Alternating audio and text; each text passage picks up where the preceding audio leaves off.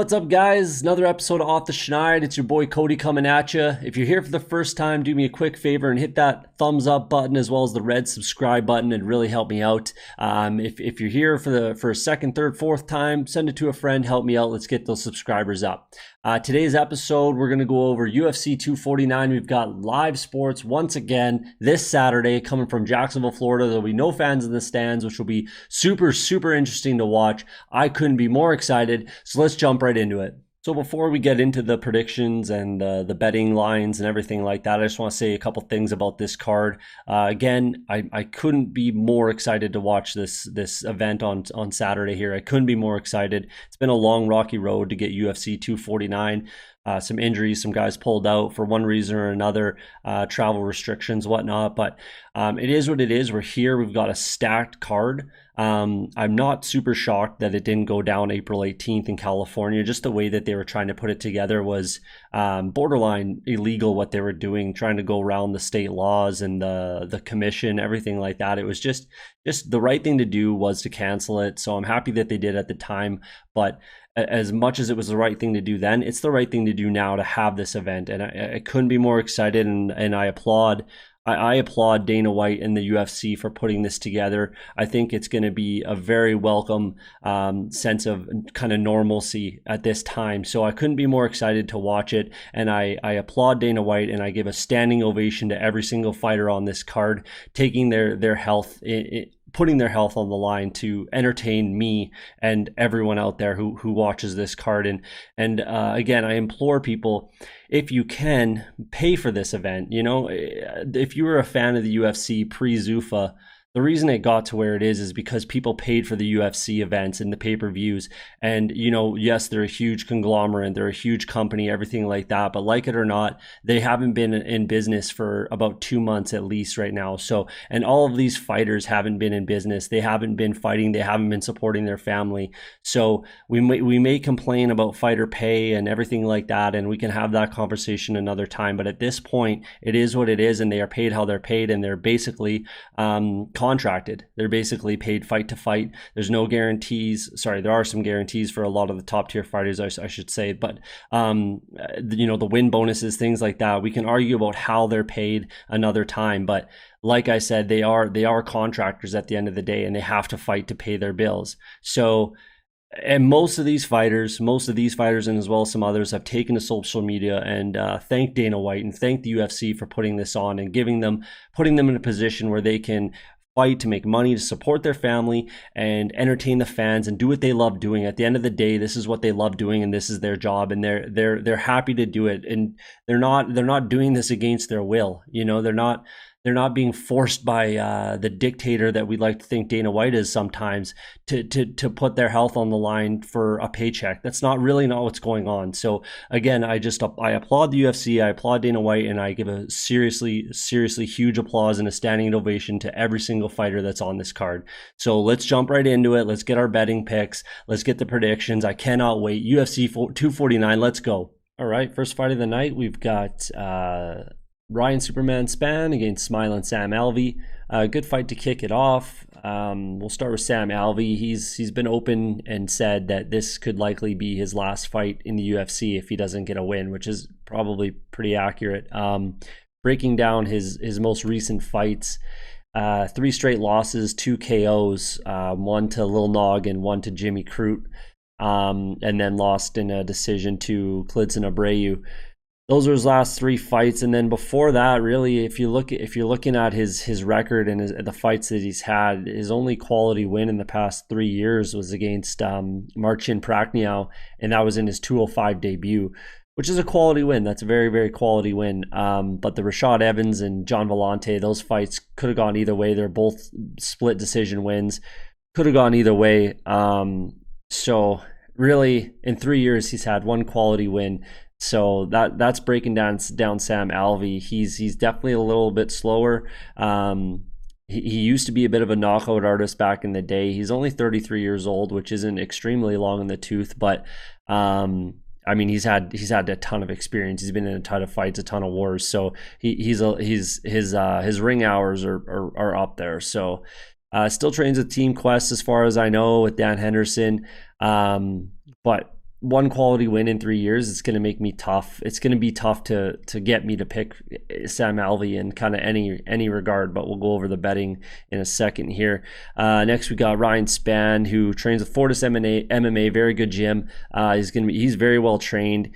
His last loss came in 2017 in his first attempt at Dana White's Tuesday Night Contender Series, lost to Carl Robertson, which, I mean, it could have been a case of big stage and nerves. He did lose quite quickly, quite early in the first round, a KO by elbows. So you could chalk it up to what was likely very nervous Ryan Spann, and it just kind of got the best of him, and maybe Robertson was just more prepared. It kind of happens. It is what it is. But since then, he's got on a 7-fight win streak. As far as I know, he won the title in LFA.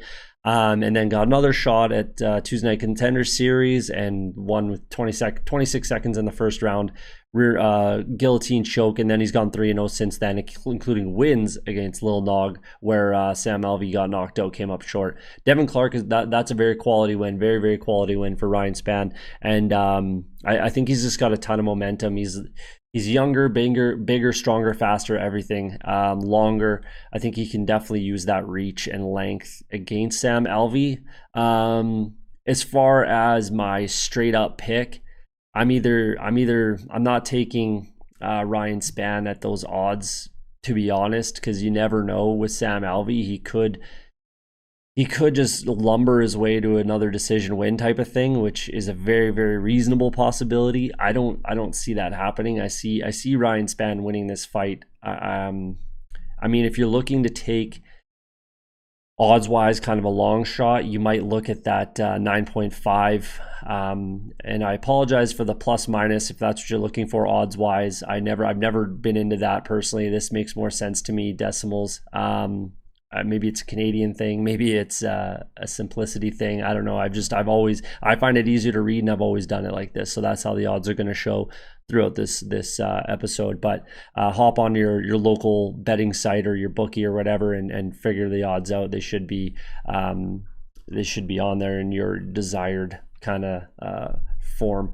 But if you're gonna take kind of a long shot, you might want to look to Sam Alvey decision. I do like the Ryan Spann 3.5 for a decision. I don't mind those odds at all. There's a very, very good possibility that he cannot knock out Sam Alvey. He's not exactly, highlight reel finishes for Ryan Spann, at least not recently. So I could absolutely see that being the way he does end up winning this fight is via unanimous decision. So that's not bad odds there. The over-unders on the total rounds, you can find some value there as well if you want to go over 2.5, even over 1.5. I don't love that, to be honest with you, but to be honest, I think it's a pretty safe bet. Fight to go the distance. There's good odds there too. So I don't mind sprinkling some parlays maybe in this fight, but I probably wouldn't be taking Sam Alvey in anything, to be honest. If you're going to sprinkle anything, maybe a 9.5 decision for Sam Alvey. Second fight of the night, we've got Thug Nasty Bryce Mitchell against Charles Boston Strong Rosa. So we'll start with Bryce Mitchell. He's coming off, I think, maybe 2 or 3 twisters in UFC history, something like that. And he's got one of them against Matt Sales in his last time out. That's a very quality win. Obviously, he's at the point in his career where pretty much every fight from here on out is the biggest fight of his career. So at that point, that was the biggest and the best kind of fighter that he fought. This will be his toughest challenge now for sure. I think I'll say this right now about Rosa. I think this is definitely by far Bryce Mitchell's toughest opponent he has fought to date. So trains in Arkansas in his kind of hometown. He doesn't believe that he needs to go to a big gym type of thing. So it's worked for him so far. I don't know, if it's really necessary to change it, but I honestly think that he would have to change it at some point. But here we are. The Bobby Moffett fight was a very quality fight. I definitely liked everything that he did in that one. Same with Tyler Diamond in a majority decision, and then he finally got the finish there with Matt Sales, his first one in the UFC. But losing to Brad Katona in the Ultimate Fighter, especially due to submission, was kind of surprising to me. He's definitely, I think he's definitely more of a ground fighter than he would be like a stand-up artist, knockout artist type of guy. So it's a little bit concerning to me that he got submitted by Brad Katona only 2 years ago on The Ultimate Fighter. So 12-0 as of right now, 25 years old. You got to like his measurables in that division, and he definitely has a serious future in at 145 in the UFC. So there you go for Bryce Mitchell. Now Charles Rosa, I actually really like.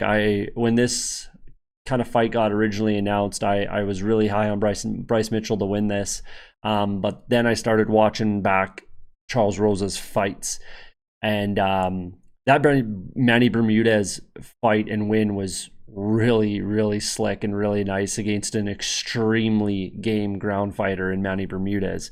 So that really opened my eyes, but then I kept going back. Shane Burgos, yeah, he lost via TKO, but man, Shane Burgos is impossible to knock out, and he hits like a ton of bricks. So that there's nothing to be ashamed of losing to Shane Burgos like that, and he was very much in that fight.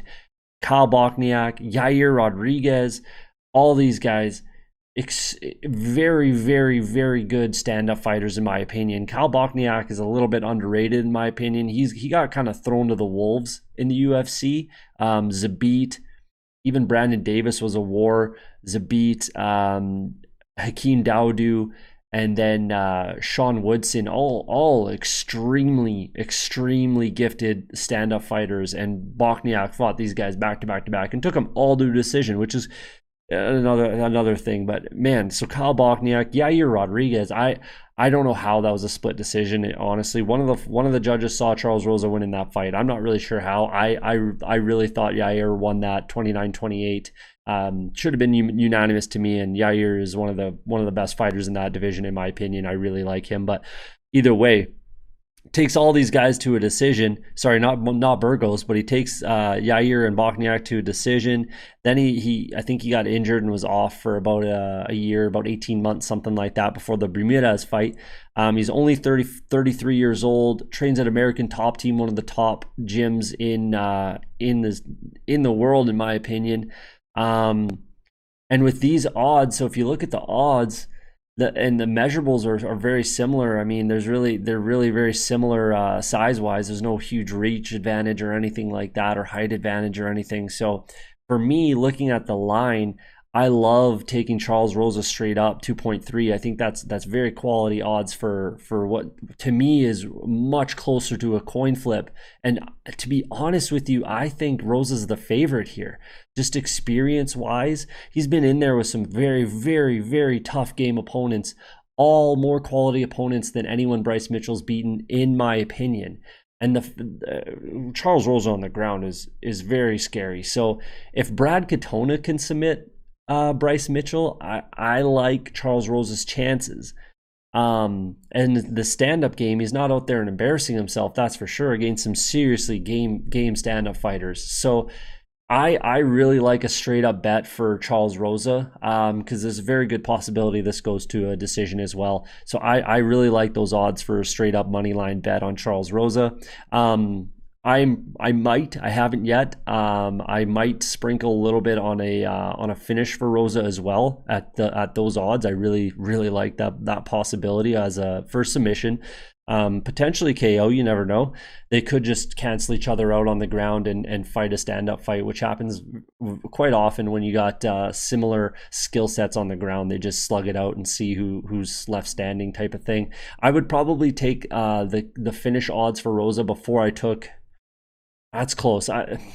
That's close for the decision odds. But either way, if I'm betting, I like those odds for the money line. You throw that in a parlay and you're laughing. So I like Charles Rosa straight up.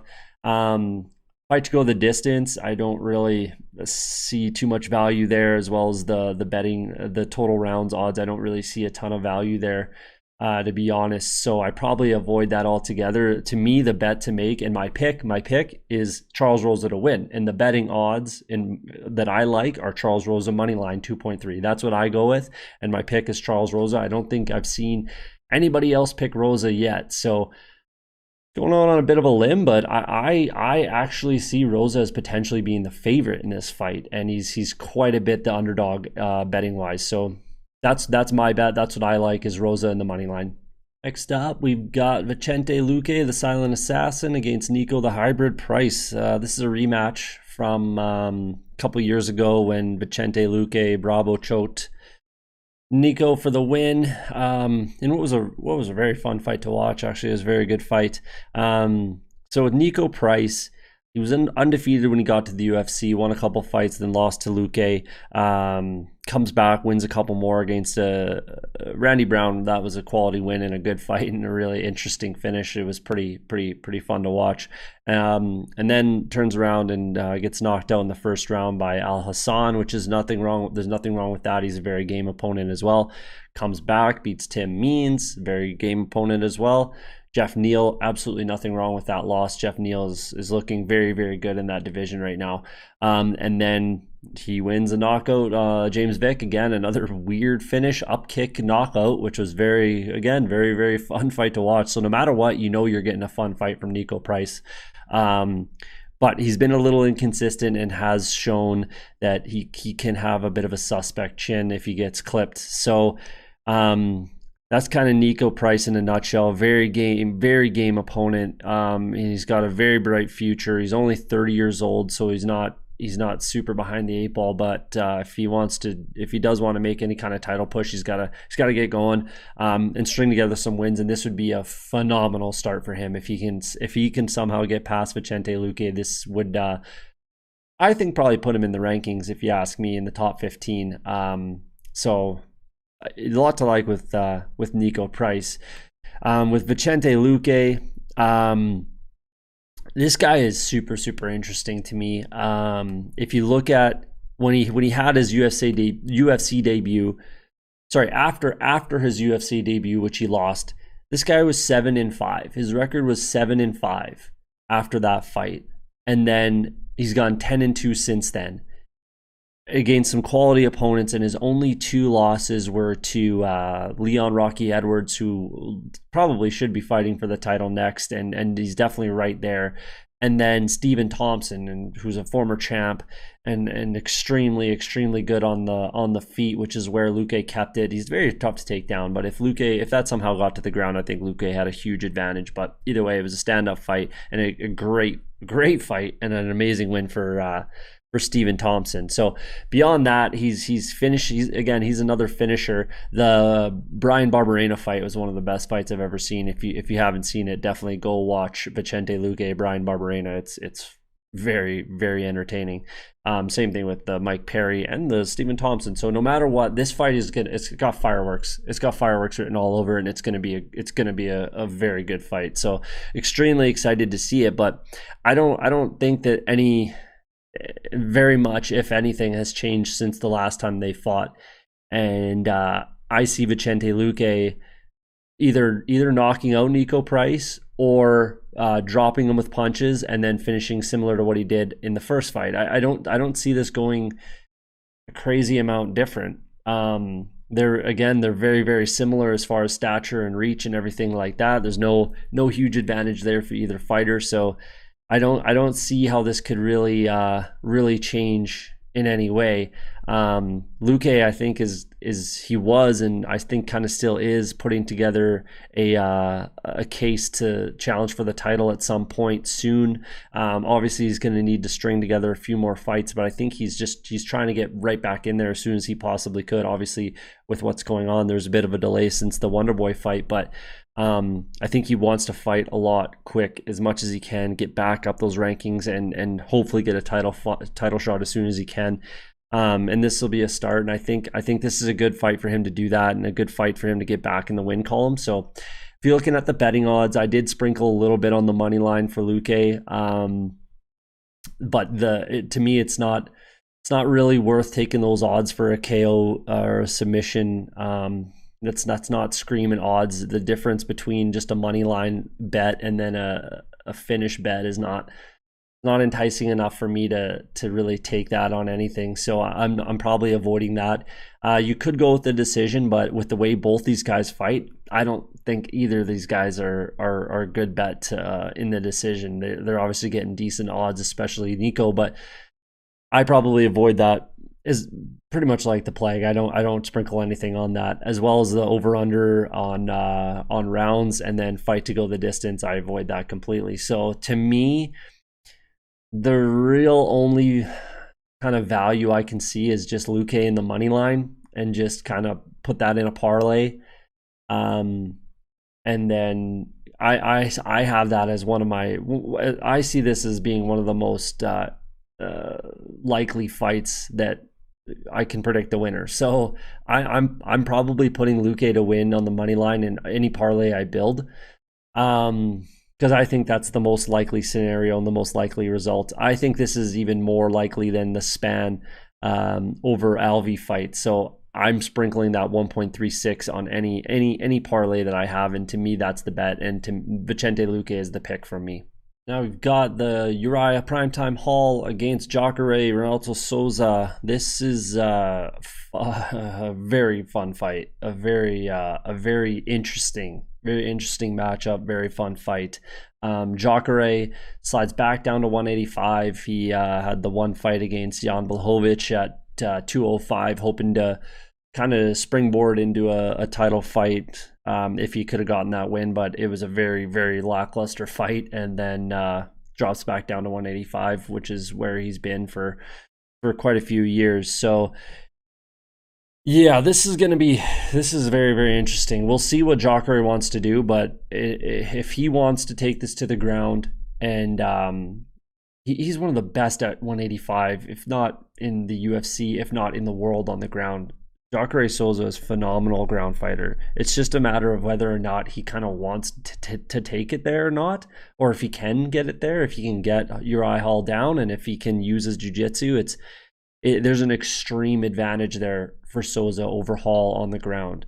And on the feet, he's no slouch either. There's no he knocked out Chris Weidman recently, and then Derek Brunson, but those guys are both kind of a little up there in age and long in the tooth type of thing. But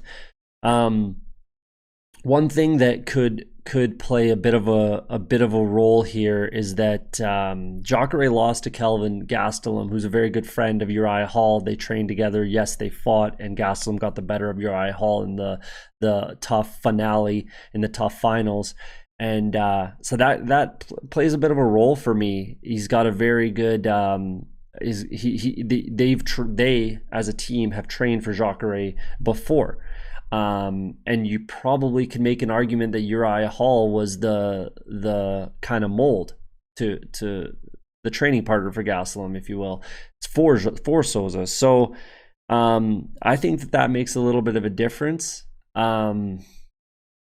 but we'll see what happens. Jacare is coming off of 2 straight losses against the Joker and Jan Blachowicz. He beat Chris Weidman in there, lost to Gastelum, beat Derek Brunson, lost to Whitaker. So he's getting up there in age, a little long in the tooth, 40 years old, and he's given up quite a bit of reach to Uriah Hall, Uriah Hall is so interesting to me. He has all the tools necessary. He's got everything necessary to be a champion in the UFC. I've said it for a while, and I don't know. I haven't said it like obviously publicly like this, but I genuinely feel like Uriah Hall doesn't like hurting people. He's a super sweetheart of a guy. Anytime you listen to him in an interview and listen to his post-fight stuff, he's just, I don't think he really likes to hurt people.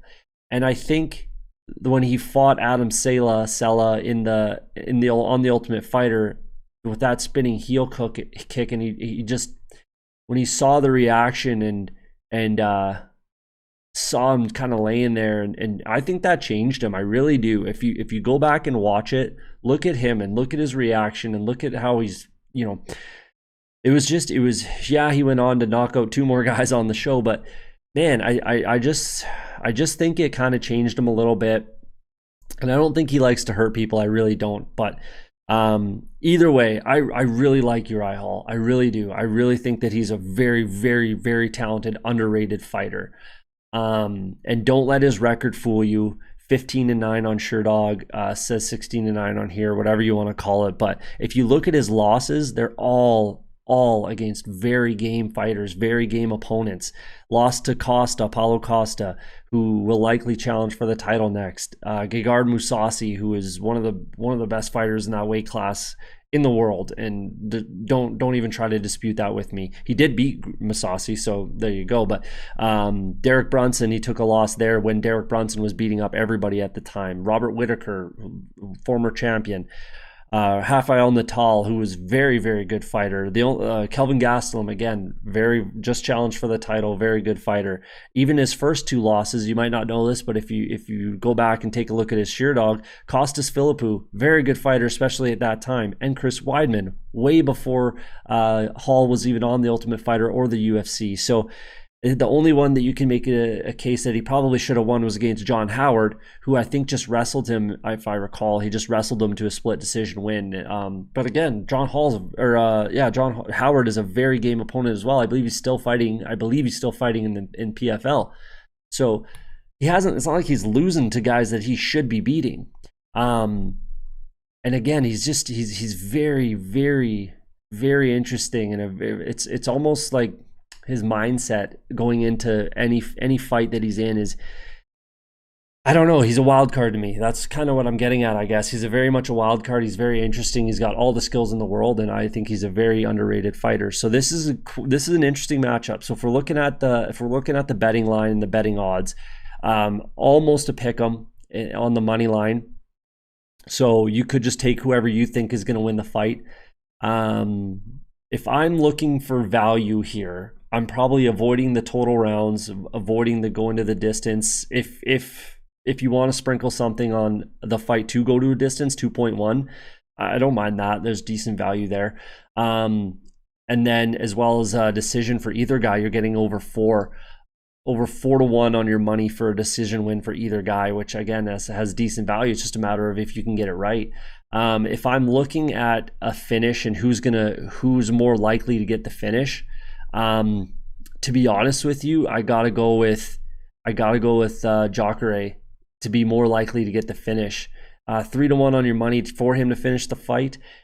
If this hits the floor, that's where I see this that finish potentially happening. And Uriah Hall has been knocked out in the past, but I think the most likely finish will be a submission by Jacare. So I'm avoiding this. If I'm being honest, I'm avoiding this fight probably completely. It's just too much of a coin flip, if you ask me. If you wanted to sprinkle some decision wins in a parlay for either guy, honestly, you can make a case for either guy to win this in a decision. But if I'm picking, my prediction is going to be Uriah Hall. I like him. I like him as a fighter. I really do. And I think he can get the win. Souza, with his fluctuations with the weight class and his age, I think, and I don't know if he's gonna try that hard to get this to the ground. I don't know if he's gonna try to wrestle him and take him down.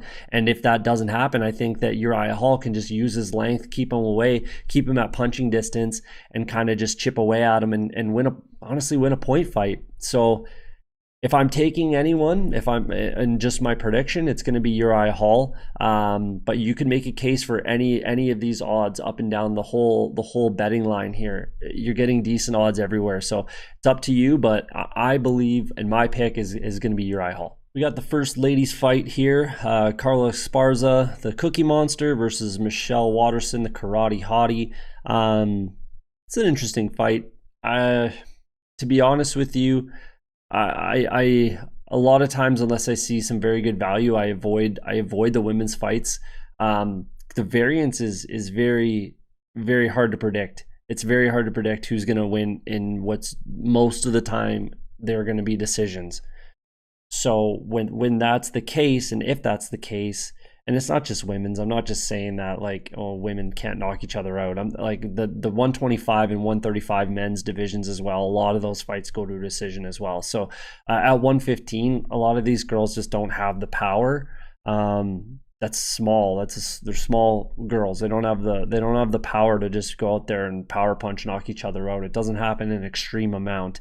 But going back to this fight, if that's the case, if I think it's going to go to a decision, which I do think this fight almost 100% goes to a decision, who do I think can win more rounds and get more points?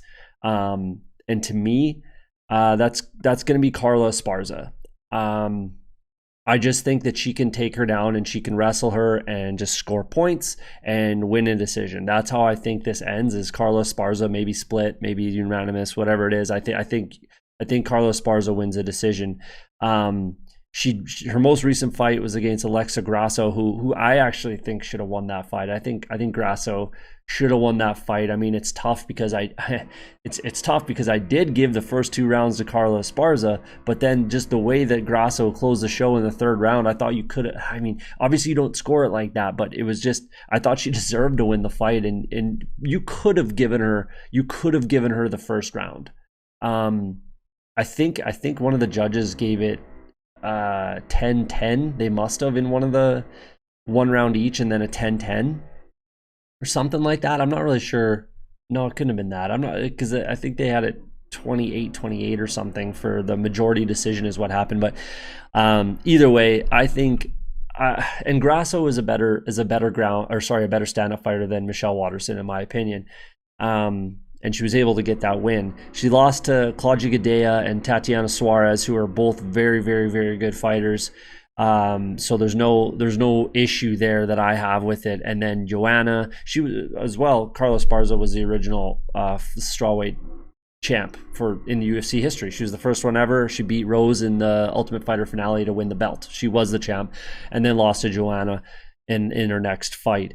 But all of her losses, there's nothing wrong with any of them, except for probably Randa Marcos. She probably should have gotten that win, but she lost a split decision. That's the thing with a lot of these women fights. They're so close, and the split decisions are just, there's so many of them, or majority, split majority type of thing. It's very tough to predict how it's gonna play out. But if the way I look at it is who can score more points and win more rounds ultimately, and for me that's gonna be Carla Esparza. So that's definitely my pick. If Michelle Waterson were taller and longer, I would give her a better shot at winning this, being able to again keep her at punching range and just work the stand up on her. But she's not. She's not a ton bigger. She's not 5'5", 5'6", like some of these other girls that are much bigger and longer than Esparza at 5'1". So with that, I mean, she's got a longer reach, which is crazy. It's a little bit crazy, but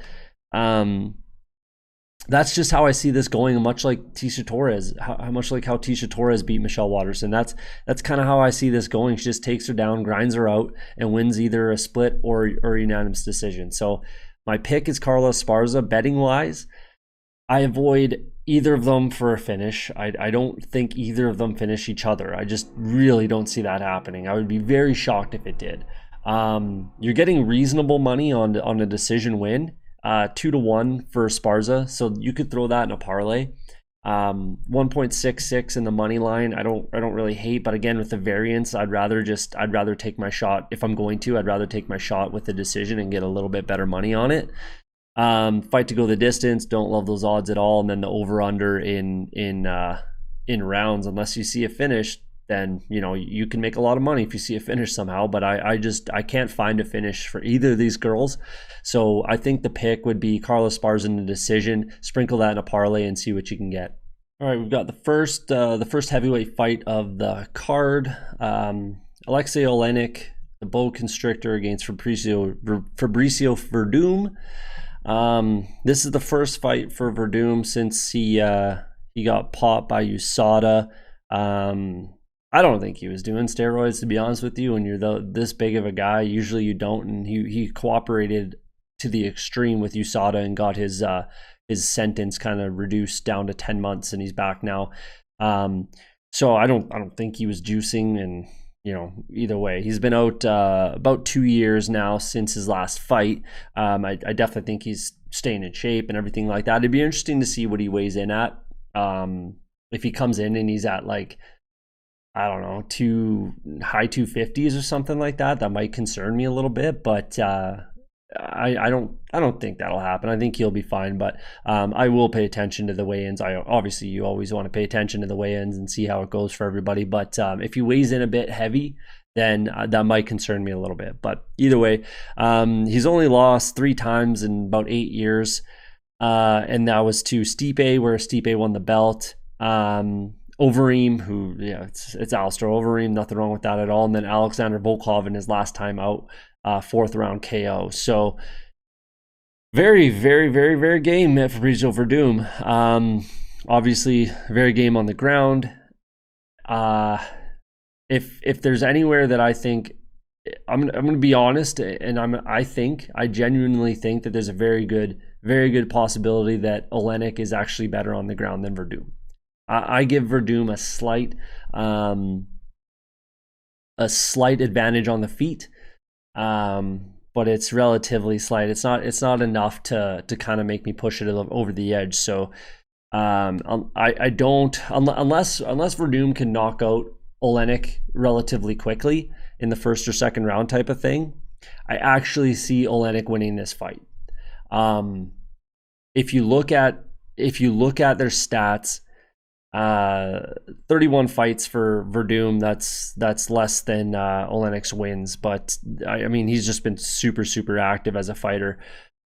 He has been knocked out a few times, but that was against guys that are fairly good on the feet, or just kind of maulers like Curtis Blades. Blades is just he's a very, very good fighter. I think he might be the next champ. We'll see if he can get past Ngannou somehow. But either way, and Alistair Overeem and Walt Harris both knocked him out in the first round as well.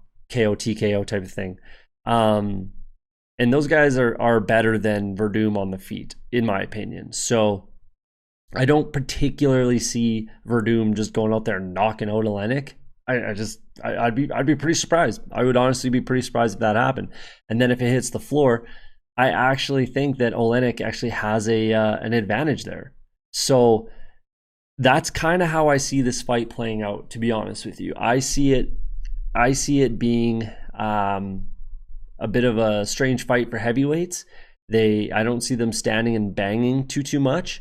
At least not Oleynik. That's certainly not his game, and it's definitely shown that he shouldn't be doing that, to be honest with you.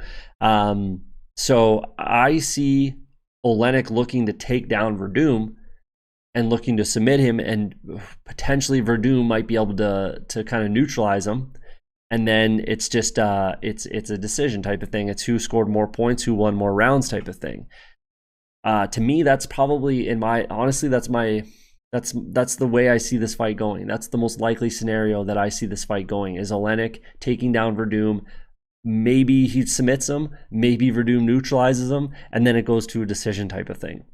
If I'm looking to sprinkle anything betting wise, I don't mind Oleynik at 3.5 to 1 in the money line. I don't mind that. And I really don't mind submission, 5 to 1 for a submission, and then 10 to 1 for a decision. That's very good value, if you ask me, in my opinion. I haven't sprinkled anything. I'll be honest with you, I haven't sprinkled any money on this fight yet, but I likely will, and I will likely sprinkle a little bit on Oleynik in a decision. I think there's a very reasonable possibility that happens. There's a very reasonable possibility that it goes the way I just said. He takes him down. They're neutralizing each other type of thing on the ground. It goes to a decision, and Oleynik won more rounds. Very reasonable possibility that it happens that way. And I really I don't like any of the odds that you're looking at for Fabricio Werdum.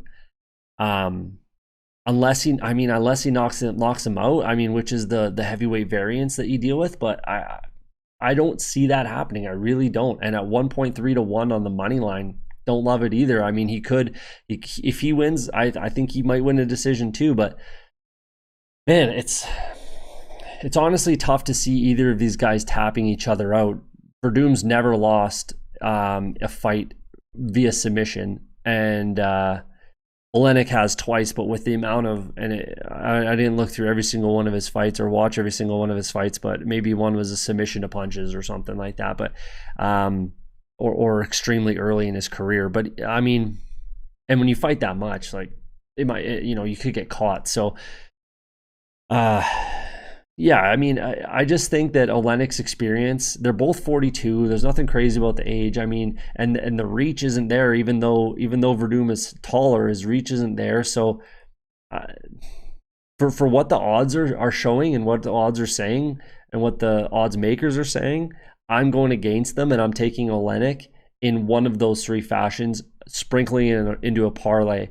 You're getting already really good money on a decision. So if you want to bet that straight up, then absolutely be my guest. But to me, when I'm looking at these odds, I'm taking Oleynik. And to be honest with you, I'm picking Oleynik to win this fight. We've got one of my all-time favorite fighters from back in the WEC days. Both of them WEC days, but Donald Cerrone, one of my favorite fighters of all time. And Anthony Pettis is pretty phenomenal fighter, super fun to watch too.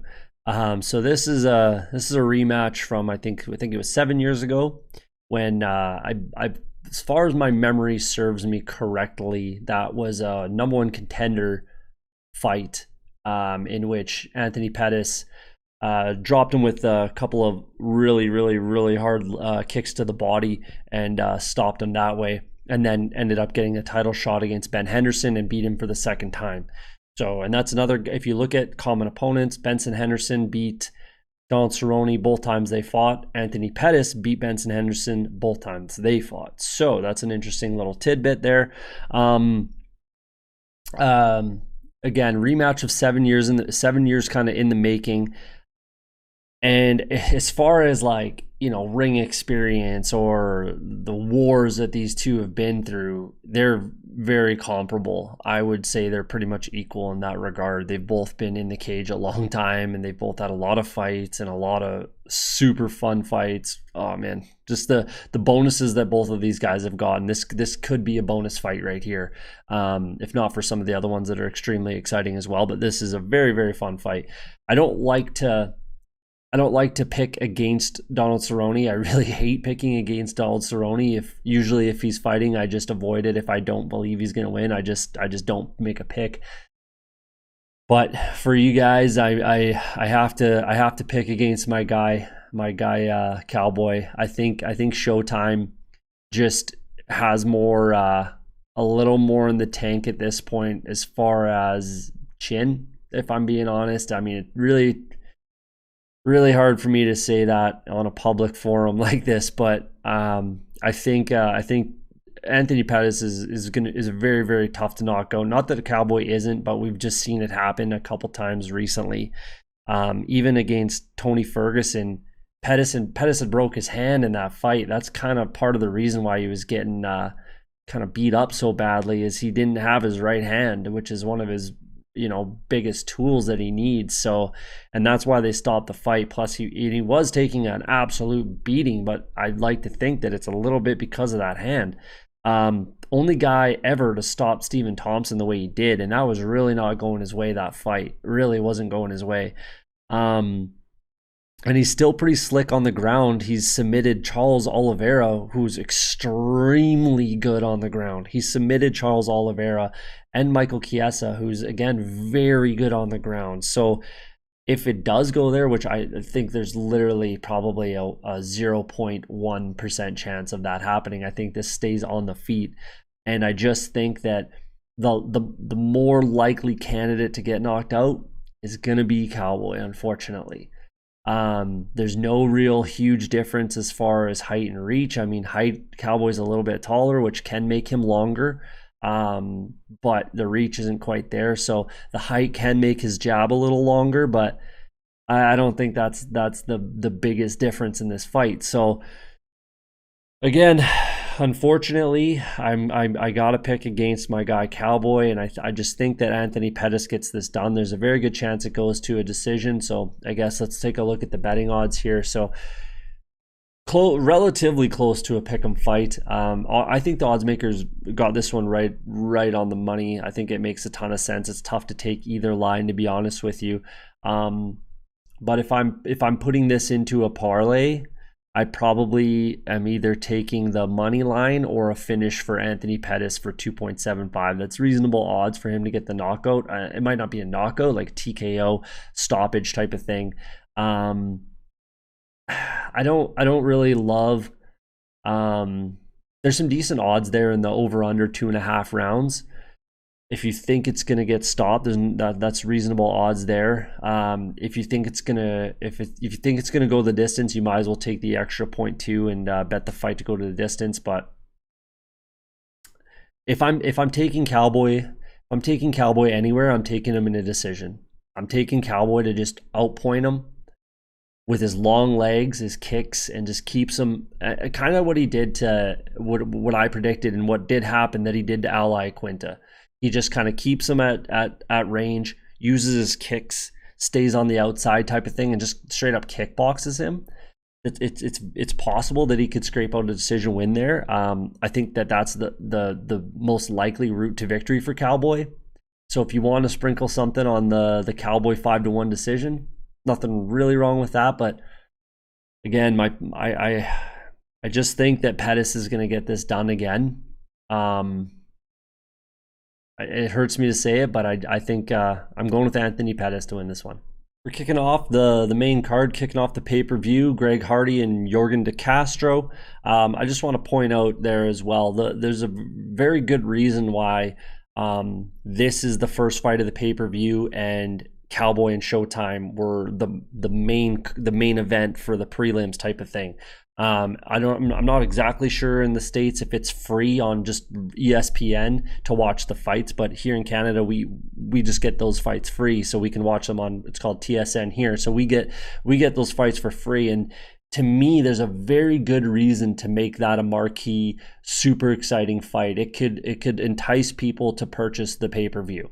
So to me, that's a much more important fight than the first fight of the pay-per-view. So there's a lot of people talking about how this shouldn't be on the pay-per-view, and Cowboy and Pettis or some of the other fights should maybe be on the pay-per-view card. But again, there's a very, very, very good reason why they do that.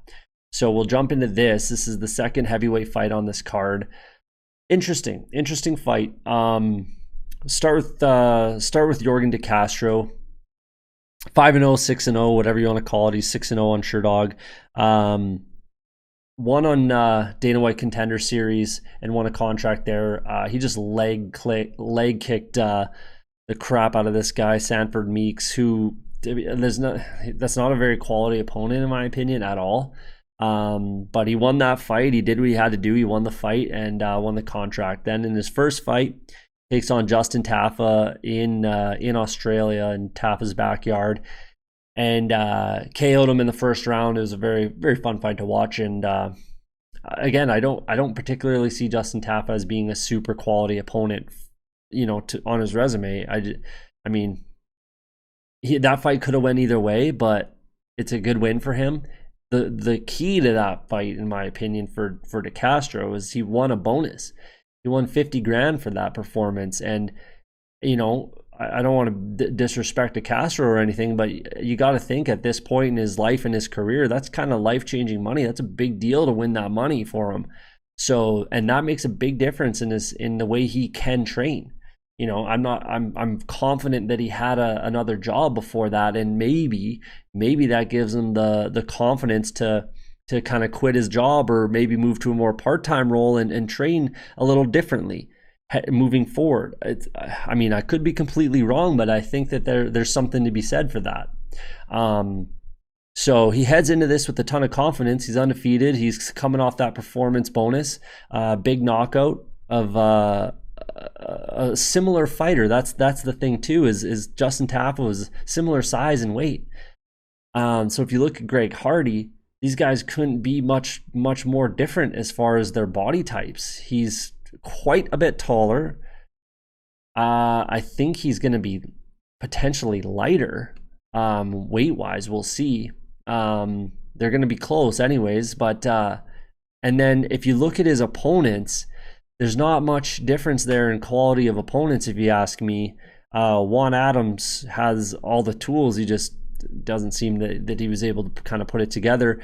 And then Dmitry Smolikov was a bit of a tin can, if you ask me. Alan Crowder, not the, nothing to write home about in his debut, in which he made a mistake and kneed him illegally. I actually won some money on that because I took Alan Crowder, so I won some money on the DQ. But either way, not super quality opponents until you look to the short notice fight against Alexander Volkov, in which he more than held his own. He was in there, and Volkov's a very, very dangerous fighter, a very game heavyweight, a very quality opponent. And I think his stock soared after that, in my opinion. So this is a very good opponent for Greg Hardy to get back in the win column. Like him or not, he's a reasonable fighter. Like, a lot of people obviously don't like Greg Hardy for a lot of reasons, and they have a very good reason to not like him. I'm not here to talk about any of that stuff, to be honest with you. I'm just talking about this fight here right now. He's only 31 years old, which is pretty surprising considering he had a very good start to his football career, and then again, he's had a very good start to his MMA career. It's surprising that he's only 31 years old. I actually thought he was about 33 when I started looking into this fight and everything and doing some research. I thought he was about 33. Only 31 years old. So there's I don't know why they have him at 5-1 unless they have that. No, I don't know why they have 5-1 here, because he definitely lost to Alan Crowder and Volkov. But either way, so he's an interesting guy. He's an interesting fighter. He fights with a very, very, very talented, again, one of the best in the world, American top team. So my pick in this, I'm picking Greg Hardy to win the fight, just because he's so much longer and taller, and he can dictate this fight, I think, easier than Jorgen de Castro can. The route to victory for Jorgen de Castro is going to be if he can just leg kick the crap out of him, just like he did in his Dana White Contender Series fight. If he can just chew up Greg Hardy's leg, I don't know if Greg Hardy's really been kicked like that too much. Maybe a little bit in practice, but and in the Volkov fight, I think he definitely ate some leg kicks, but I don't know if he's faced a leg kicker like Jorgen de Castro, and that's definitely something he's gonna key on. I think he kind of uses that as his jab. He's just gonna kick Greg Hardy's, while the fight lasts, kick his front leg, his lead leg, as much as he can, and then try to land a big shot type of thing. But at the end of the day, I'm picking Greg Hardy to win this fight, and I mean, the odds aren't crazy amazing for that to happen. So I probably don't take the money line for Greg Hardy. I probably look more at the KO stoppage victory at 2.25. I probably look at that. This fight could go the distance. I don't think that happens. I don't think that happens at all. If it does, I still see Greg Hardy winning. I still see him outpointing Jorgen de Castro. He's just so much bigger and longer. He's got 6-inch reach advantage plus 4 inches of height. So that gives him a massive advantage there. So I see him kind of just picking him apart. If it goes to a decision, I see Hardy winning a decision. I don't think it goes to a decision. There's reasonable money there at under 1.5 total rounds. There's decent money there. So you could definitely take that bet. I don't hate that. But you might want to throw it in a parlay if you're taking that sort of a thing. But maybe not. But either way, it's an interesting fight, and at the end of the day, I think there's more routes to victory for Greg Hardy. So my pick is Greg Hardy to win the fight. Next up, we've got Calvin Kattar versus the butt of one of the best memes and one of the best sound bites in UFC history, Jeremy Stephens, Little Heathen. We'll start it out with Calvin Kattar, who I think has some of the best boxing in the UFC and some of the best boxing in this division for sure. He's a phenomenal boxer, if you ask me. If you look at his UFC resume, it's very, very, very strong. It's kind of underrated. No, he's not getting kind of the notoriety. He's ranked 9th right now, and that, I mean, he did lose his last fight, but you could make a case that I think Calvin Kattar could be top 5. If he gets this win, decent chance he's at least, obviously at least number 7. But Andre Fili, Shane Burgos, Renato Moicano, Chris Fishgold, Ricardo Lamas, and then Zabit. That in that order, that's a very, very daunting task as far as UFC fights are concerned. His losses came to Zabit, who also beat Jeremy Stephens, and then Renato Moicano, who has only lost to the cream of the crop at 145. He lost to Korean Zombie and Aldo and Ortega, I believe, were his 3 losses for Moicano. So very, very, there's nothing wrong with losing to Renato Moicano or Zabit, obviously, who should be. Zabit, Yair, these are the guys that should be challenging for the title, in my opinion. But Calvin Kattar's not super far away, especially if he can get a win here.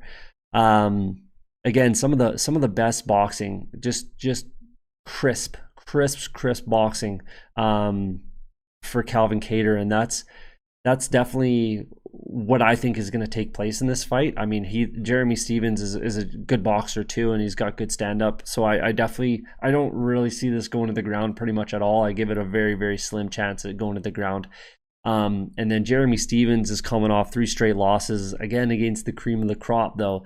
He lost to Jose Aldo, Zabit, and then Yair Rodriguez, again in that order. So there's nothing wrong with that. And then his previous losses before that, Renato Moicano as well, Frankie Edgar and Max Holloway, and then Charles Oliveira, Cub Swanson. He's not losing to tin cans. He's another one of those guys. He's not losing fights that he should win. But he is beating everybody he should beat, as well as some guys that maybe he kind of shouldn't have beat, or shouldn't have got the better of. So yeah, this is a good fight. This is a very, very fireworks fight, and it's a perfect table setter for the rest of the card. If you ask me, I really like the ordering in which they put these fights. I really do. So this should be a very, very interesting fight, very fun fight, stand-up war, one for the fans for sure. At the end of the day, I just see Calvin Kattar's boxing being too good. I don't think that Jeremy Stephens is going to be able to beat him to the punch. He's got a very good jab. I think he can keep him at distance and just jab, punch. He can just outbox him, just straight up outbox Jeremy Stephens. That's what I think happens. And I think the most likely scenario is that it goes to a decision. Jeremy Stephens is very hard to just KO. It doesn't really happen pretty much ever. It happened against Jose Aldo, but it's Jose Aldo, man. Like, he's one of the best 145ers in the history of fighting. So nothing to hang your head about there. And same thing with Calvin Kattar. He's not getting. I don't think either of these guys are getting knocked out or knocking each other. I just don't see it happening. So the most likely scenario, in my opinion, is going to be Calvin Kattar in a decision, which I will likely sprinkle a little bit in another bet that I will be making, or another couple bets. I'm sure a bunch more bets that I'll be making, but I have already taken Kattar in the money line, just because it's always possible that he drops Stephens and finishes him in a TKO, but I'd rather not kind of take that. The odds aren't extremely better for a decision than a money line, so I'm just going to take the money line 1.4 and put it in a parlay, which I have done. So that's my route that I'm taking in this fight is just Calvin Kattar in the money line, but I think I might sprinkle a little bit on that decision, getting 2.3. I like that. I like those odds. I like those chances. The over-under rounds, again, unless you see a finish, you could go under 2.5. That's decent at 2.25 there, but I'm probably just going to take Kattar straight up and then sprinkle a little bit in the decision. But my pick to win is definitely Calvin Kattar. In the final heavyweight bout of the night, we've got the Predator Francis Ngannou versus Jairzinho Rozenstruik. Biggie boy, you gotta like the nickname. I do anyways. But this is interesting. This is an interesting fight. But and I think there's I honestly think there's just a little bit too much hype right now for Rozenstruik in this fight.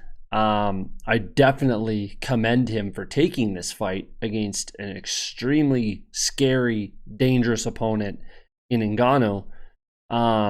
If you look at their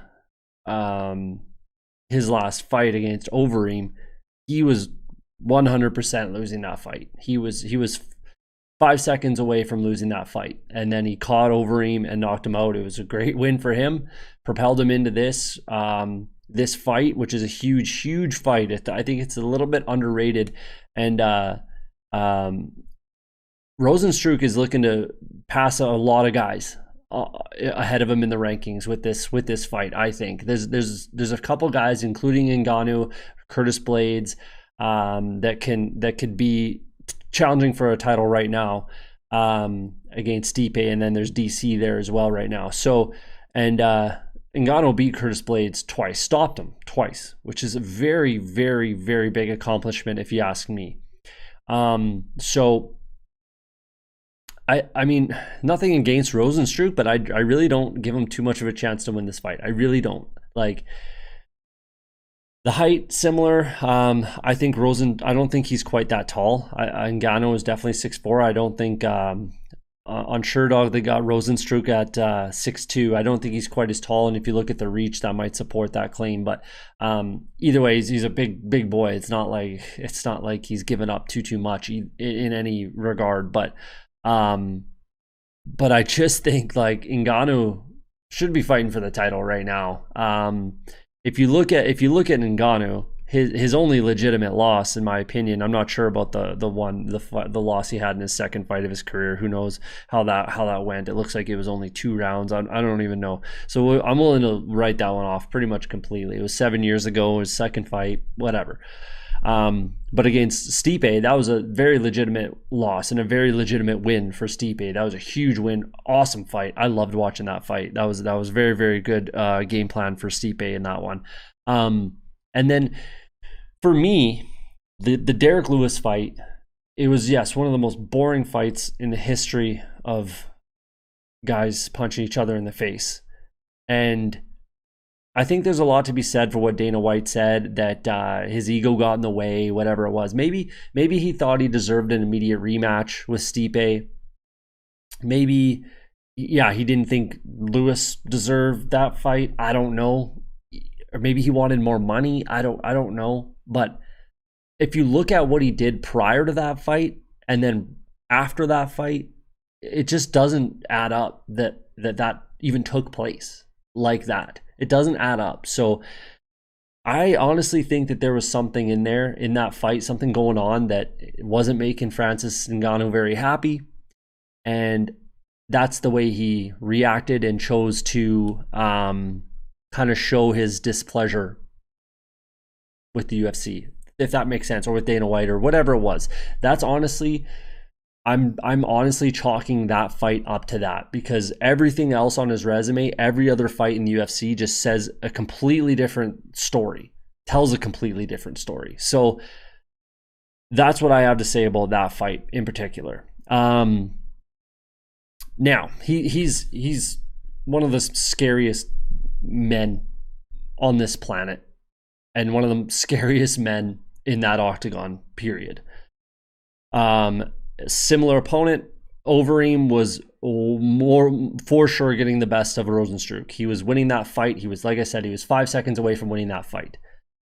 Ngannou almost decapitated Overeem in their fight. He knocked. That was one of the most vicious knockouts I think I've ever seen in my life. And yeah, that's a similar opponent. So I just don't really see any real way that Rozenstruik can win this fight. I most certainly don't see this going to a decision. I really don't.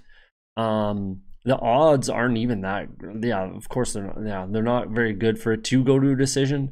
There's other fights on this card that they have it like less likely, but either way, I probably you could maybe make a case on the over 1.5 rounds. You could maybe say it goes over that. But And I don't know how this is less than Ryan's. I don't know how Ryan Spann is the biggest favorite on this card. Honestly, I don't know how he's the biggest. I think there's a couple other guys that should be a bigger favorite, just in my opinion. Luque, Ngannou. Either way, there's nothing wrong with sprinkling a little bit on a parlay on the money line for Ngannou. For me, the biggest reason I don't take a stoppage is just because the difference in payout is not enough for me. Because you never know what happened with Derek Lewis. I guess you never know, and it's only a 3-round fight. You never know, but to me, there's just not enough of a reason to take that stoppage 1.61 over the money line 1.33. Either way, I'm sprinkling in a parlay. I might take Ngannou in a KO just to get that extra couple bucks in a parlay, but we'll see. But either way, my pick is absolutely Francis Ngannou in this fight. Co-main event time. This is a super fun fight. Like it or not, hate it. I actually don't like it. I think Aljamain Sterling and Petr Yan, even Corey Sandhagen, maybe all these guys would have been a better option to challenge for the belt than Dominick Cruz, who hasn't fought in about 3.5 years. However, Dominick Cruz is one of the greatest bantamweights of all time in WEC, UFC, of all time. He's definitely very, very high up there in terms of his career. So not crazy, but again, I don't love it, but it is what it is. Either way, I'm super excited, and it's a fun matchup. It's actually a fun matchup, in my opinion. Let's start with Dominick Cruz. Again, hasn't fought in about 3.5 years, roughly. Last fight was against Cody Garbrandt, and so if you look at it, and I think this is a thing, I think he wasn't 100% healthy in that fight. But if you look at his career and the injuries that took place and everything like that, he was fine. He was fine up until all the way in the UFC or WEC and into the UFC, all the way up until he fought Demetrius Johnson and got the win. That was at 135. So he got the win there, unanimous decision in October of 2011. Then he didn't fight for about 3 years. He had a big layoff. Again, knees are always a problem with Dominick Cruz. He's had, I think, like 3 or 4 surgeries on his knees. And then he sits out for 3 years, comes back and knocks out Mazugaki in the first round, which is relatively rare for Cruz. Cruz is not exactly like a KO artist, a knockout artist. The UFC really needs to get better with putting their proper records up there. He definitely lost twice, Dominick Cruz. He lost to Uriah Faber in WEC, and then obviously Cody Garbrandt in his last fight. So they just really need to get better. This is a few times. I have his record as 22-2, not 18-1, but either way. So he's not a huge knockout artist. He's got 1 submission victory, 7 knockouts in his career, but those were all very early in his career. 14 of his 22 wins came by decision. And all of his knockouts besides that Mazugaki one were very early in his career. Very early. That was his only knockout in the UFC. Which isn't necessarily a bad thing, especially in this fight. And like I said earlier, at these lighter weight classes, there's not a massive amount of knockout guys. 135 is kind of that threshold where like Marlon Moraes, Cody Garbrandt, guys like that and Petr Yan that have that knockout power. But it's relatively few and far between. But either way, I think this is very interesting. He hasn't fought in 3.5 years. Who knows where his health's at? I think he's got to be healthy at this point. I don't think he would do this. I don't think he would take this fight if he didn't think that he could and didn't think that his body was there and wasn't in shape and all that. I think he'll be okay. And the interesting thing about Cruz to me is that he could have changed a lot of things in his game since then. That's a long time. He could have changed a lot of things that he does in the octagon. I don't know that, but it's very, very possible that he could be a kind of a different fighter at this point in his career. He's 34 years old, which isn't crazy old considering he's had almost 7 years of layoff. That's insane. But so he's only 34 years old. He's quite a bit taller than Cejudo. Here's where it gets interesting to me. Here's where it gets really interesting. and I'll just shoot over to say, I'll talk about Henry Cejudo now, which was where it makes it really interesting. To me, his career wasn't amazing. It wasn't a championship caliber career until the TJ Dillashaw fight, in my opinion. I do not think that he beat DJ. I do not think that he beat Demaryius Johnson in that second fight. It was a split decision, close fight. In my opinion, Johnson won that fight. Either way, he won the title. Johnson has moved on to other things, on to one championship. But he does have some good wins on his resume. I'm not saying anything against that. But split decision winning against Jussier Formega, and then his split decision loss to Joseph Benavidez, who might be like the best fighter to never win a belt. It's really tragic that he didn't get that win in his last fight there. That hopefully he gets another shot. I hope they run it back and get a rematch. But either way, that's another story. Wilson Rice, however you want to say it, he knocked him out in the second round, which is very good. And then Sergio Pettis, who's every fight he fights is a decision. And then DJ wins the belt in a split decision. Now, here's where it gets interesting. I think the TJ Dillashaw fight is extremely different if that's fought at 135. I think it goes very, very, very different than it went. When you deplete yourself that much, it's no shock that he got knocked out that quick, that early. I don't think TJ Dillashaw should be dropped. If you see the photos and videos of him cutting weight, he looked like a ghost. It was actually very dangerous, in my opinion. So I think if that fight happens at 135, that's a very different fight. The fight that really made me I don't really like Henry Cejudo. I don't really like him, the way he handles himself and his whole shtick and his whole like triple C bend the knee thing.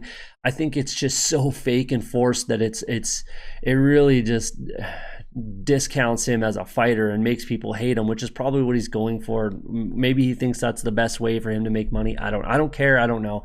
And that has nothing to do with it, how he is in the ring. And I'm not gonna take that into consideration, my personal feelings of what I think about his fight character. But either way, Marlon Moraes, that was a very, very good performance for Henry Cejudo. I honestly did not give him a shot. I did not think that he was going to beat Marlon Moraes. Marlon Moraes is just one of the biggest power punchers in that division. Plus, he is super duper game on the ground. So I really thought that Henry Cejudo was going to lose that fight to Marlon Moraes.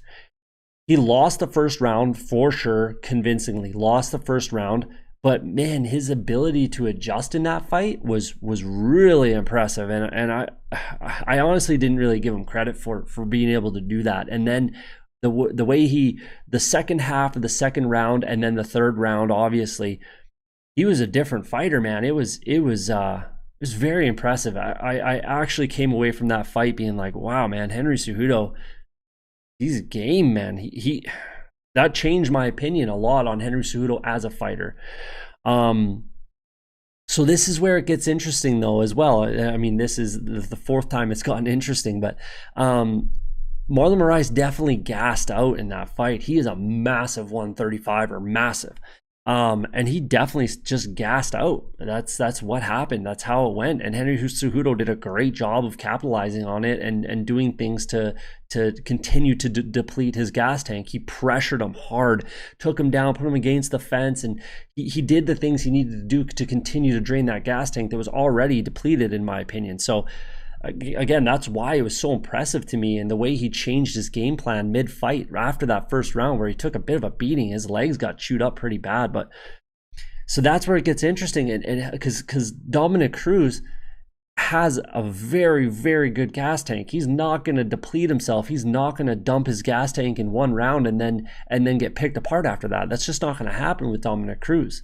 I think he's probably got more fight hours at that weight class than a lot of people. Like I said, even though he lost 7 years due to injury, and I don't think he's taking this fight without being in shape. So, man, it's actually very interesting to say that Dominick Cruz could go out there and just outpoint Henry Cejudo to a decision win.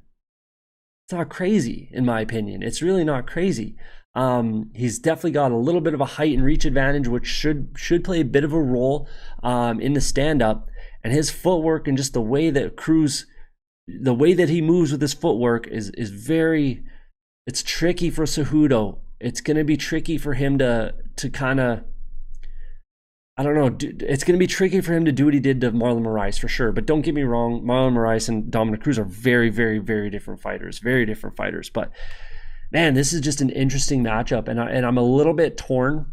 I'm a little bit torn in which direction to go with it because of what I just said about how Cruz could fight this fight.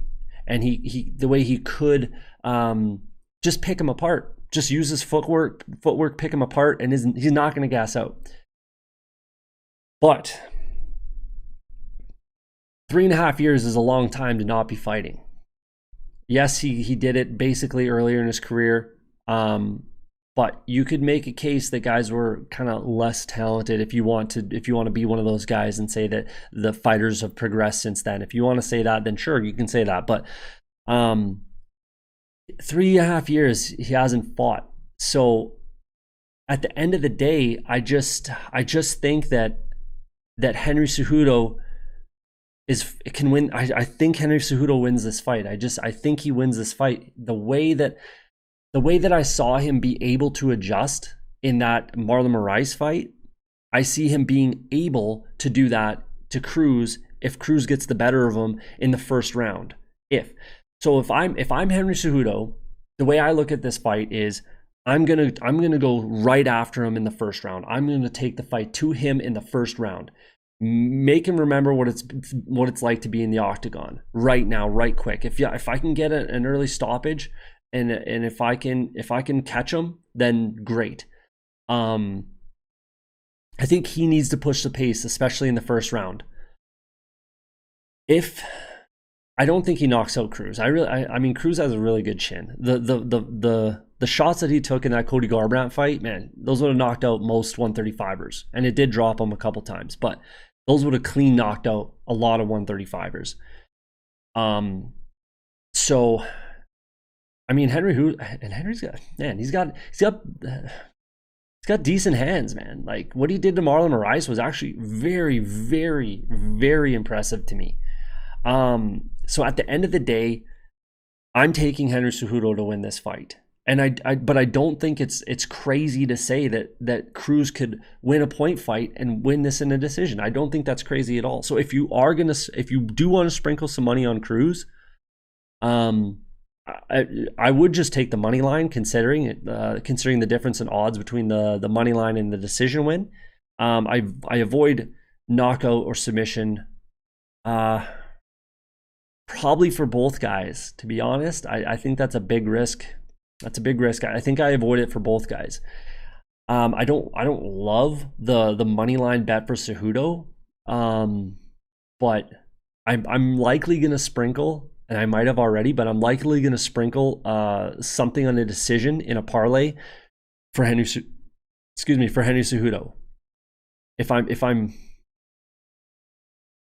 yeah, again, the only case that I can make for you for Dominick, if you want to take Dominick Cruz, is that he outpoints him. He just outpoints him from the opening bell. He wins round 1, 2, 3, and then we'll see what happens. But I don't think he I don't think he just gasses out. I don't think that's going to happen. So the way I see this going is Henry Cejudo pressures him from the opening bell, wins round 1, 2, and 3, uses some wrestling. He goes back to using a little more wrestling than he has in his most recent fights.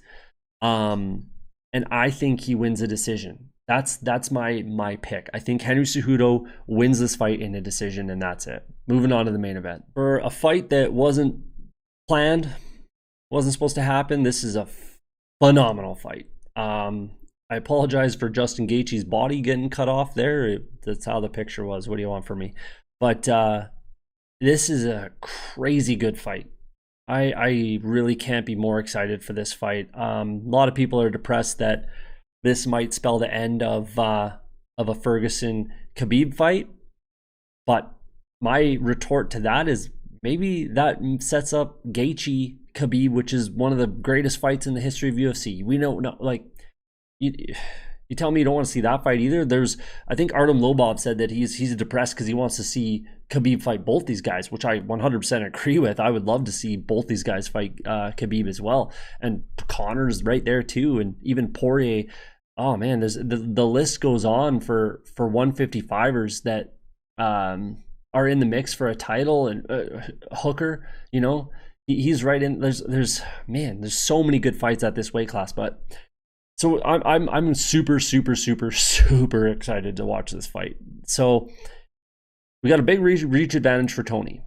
That is a factor that's going to play a bit of a role, especially the way he uses his kind of like just a flick jab that he flicks out there in distance. It's a good punch for him, and I think he obviously uses that a lot in this fight. I think he definitely uses that with the difference in reach and just tries to touch up Justin Gaethje.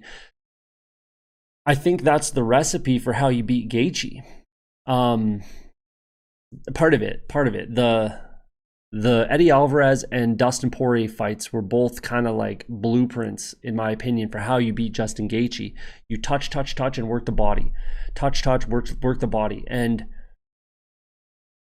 absolutely, Tony Ferguson can do that. Tony can he'll kick his body, I guarantee that, and he'll touch him with that jab, touch, and then he'll work his combos and touch him with the jab and work the body with some kicks. He's a very good body kicker, in my opinion. I watched about 8 fights for Tony Ferguson leading up to this. They're pretty quick to watch because he finishes a lot, which is awesome, but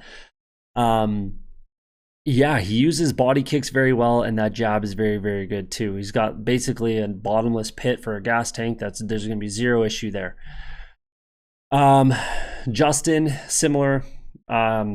He's got a very good gas tank, but at the same time, if you watch the Poirier fight, he was looking a little sluggish. Especially, honestly, it was kind of second round on. I think he kind of got a second win in the third, but then in the fourth, it was he looked a little sluggish. I'm not gonna lie, and that's a part of it was because Dustin Poirier worked the body and he touched him up from the opening bell. Poirier touched him up. I think he definitely had him cut in the first round, and he was just working the jab. He was it was very, very good boxing by Dustin Poirier in that fight. Very good boxing. Eddie Alvarez had a lot of success working the body on Gaethje, which Tony can definitely do. Now if you look at Tony, he's been touched. He's been touched a few times. Anthony Pettis definitely did. Edson Barbosa definitely did. Even Cowboy touched him. He's got a very good chin. I'm not about to say that he's like got a suspect chin or anything like that at all. And I think he changed things a little bit after the Michael Johnson fight, which was his last loss. He didn't really dictate the pace in that fight. He kind of tried to play like counterpuncher with Michael Johnson, and it definitely didn't work in his favor. Obviously, he lost that fight, and it was the last time he lost 8 years ago. So almost to the day. From right now, from May 5th, 8 years ago, that was his last loss. So, and I think he changed his style quite a bit since then. He finished almost. I guess maybe he didn't, but man, I mean, he finished a lot of. He's always finished a lot of guys, but I think he changed the way he walks guys down in after that fight, because he kind of got walked down by Michael Johnson, and since then he even Edson Barbosa, who's one of the scariest kickers in the entire world, Edson Barbosa, and he walked him down, cut him up, got the best of him, got the choke. That was a great fight to watch, and the way he walked down RDA as well, man. Kevin Lee, it doesn't matter if he gets hit. It doesn't matter. He doesn't change what he wants to do. If he gets clipped, if he gets dropped, doesn't matter. It doesn't change his game plan at all. He just continues to do what he was doing before he got clipped. So, man, this is a crazy good fight. With that being said, I think that Justin Gaethje is probably the hardest puncher he's ever fought. Maybe Josh Thompson back in the day. But that was towards the end of his career, Josh Thompson. I really like Josh Thompson. Good fighter, very good fighter, very fun to watch. But Justin Gaethje, in my opinion, might be the hardest puncher he's ever fought. So, how do I see this fight going down? Absolute fireworks, for one. I see this as being the fight of the night, most likely. This has fight of the year candidate written all over it. I honestly think Gaethje does exactly what he does in any other fight. He comes out, guns a-blazing, tries to knock out Tony in the first round. And in my opinion, there's a decent possibility that happens. Very decent possibility that happens like that. For Tony, like I said, he comes in, he works the body, he kicks the body, punches the body, works the jab, and then if Justin Gaethje tries to clinch with him, which I think he might against the fence, it might not be something you want to be doing with a guy like Tony Ferguson, because he can work those inside elbows, clean uppercuts stuff. I mean, Gaethje can do uppercuts and elbows as well, but man, Tony Ferguson has seriously been known for cutting people up with those razor blades for elbows for a lot of years. So man, this could go so many different ways. If I'm Tony, I try to take this fight as late as I can. I mean, I guess he doesn't really have a choice if he gets knocked out or not. He's not doing it. It's not his choice to get knocked out, but I think he's going to try to take this to as late of the rounds as he can possibly. If he can get to the 5th round, basically what I'm saying is the later this fight goes, the better chance I give Tony Ferguson. And that's not saying anything crazy here. I'm not going on a limb, but that's the best game plan in my opinion for Tony. But the thing is, how do you get it there? How do you, I mean, you have to, the only guys that have gotten to the 3rd and 4th round with Justin Gaethje, man, he was throwing punches that would have knocked out most guys.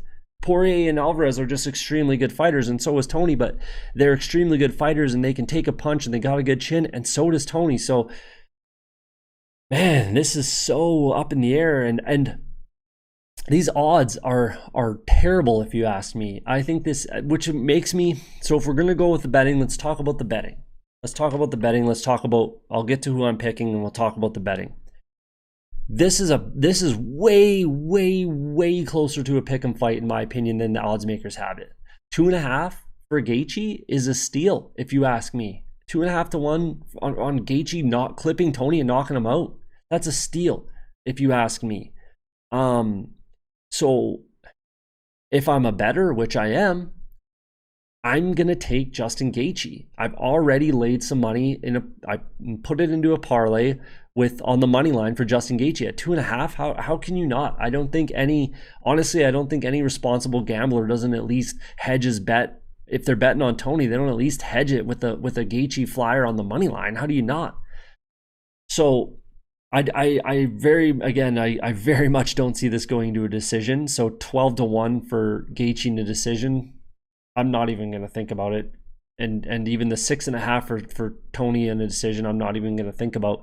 And then the 1.9 for Ferguson in a stoppage is not enough for me to like that. Even 2.87 there for Gaethje to get a stoppage, I don't love that either, but I'm more likely to take that than I am to take Tony. So everywhere on every level of these betting lines, it favors Gaethje, in my opinion. That's where the call it the smart money wants to go. Go to the distance, don't even look at it. The over under for rounds, I mean, I wouldn't hate the over 2.5. I don't mind over 2.5 at all right there. I could definitely see That's a fairly okay. That's an okay bet for sure. I don't mind that bet at all. Over 2.5 for 2.1. I'll sprinkle that maybe, but man, all the odds, all the smart money to me pushes to Gaethje, and that's where I've laid my money right now. As far as just my pick in this fight, what makes me nervous about Tony is that he has been clipped, and he does hang his head a little high when he punches. When he's attacking, he's a little, upright and kind of back. So, and he has been clipped, and that's, again, I don't think I'm saying anything that's too like groundbreaking here, but that's what worries me about him. And I don't think he's faced a puncher like Gaethje. So my straight up pick beyond betting, my straight up pick for this fight is Justin Gaethje. I think that he has the power where if he touches Ferguson clean, you're not going to have a choice. And that's kind of what I see happening. I see Justin Gaethje knocking out Tony Ferguson. It's tough for me to say that because I absolutely love Tony.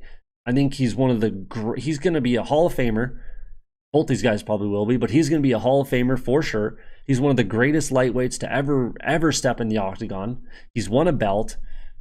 It's tough for me to say anything negative against Tony, and it's tough for me to pick against Tony, but at the end of the day, that's just what I see happening. So my bet money and my pick is Justin Gaethje.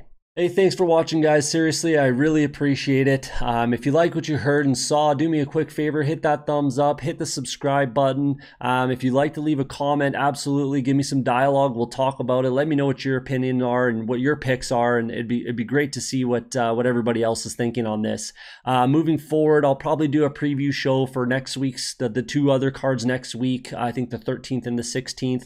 I'll do a quick preview show on those ones, and then probably a wrap-up show on all three cards. Including who I think all these guys should fight next, kind of a thing, which will be really fun to do. So if you like what you saw, help me out, get this out there. This is Cody from Off the Schneid saying, hey, if you're afraid to be wrong, you'll never be right.